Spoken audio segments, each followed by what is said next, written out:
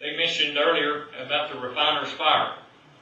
And you know, it takes fire to, I work at a steel mill. It takes fire to make pure steel. We have to get impurities out of it.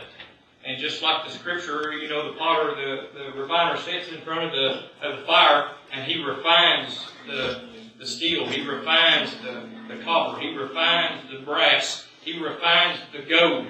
And someone asked him as he was doing this, they wanted to come by and watch this process, and they wanted to know, how do you know, or what happens to the impurities, and how do you know that the gold is at the point that if you go any more that you're going to scorch it and ruin it, or how do you know that it's at the right point in the process of refining?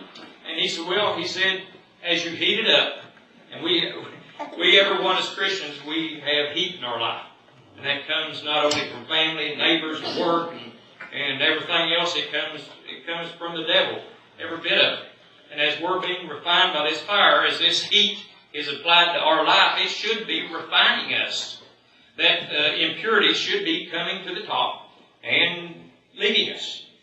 And as that refiner sits in front of the gold, he says he does not take his eyes off of it.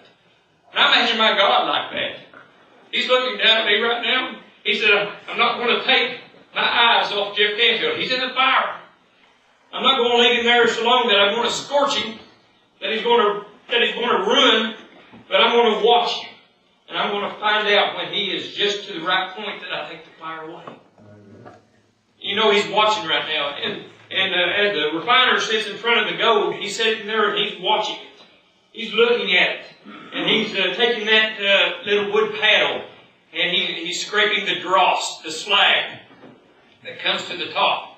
And he takes it off. Whenever you work at a steel mill, you know what I'm talking about. And it comes to the top and you have to get the impurities off. You know what happens if you don't break the impurities off? It starts filtering back down into the steel, the gold, our lives.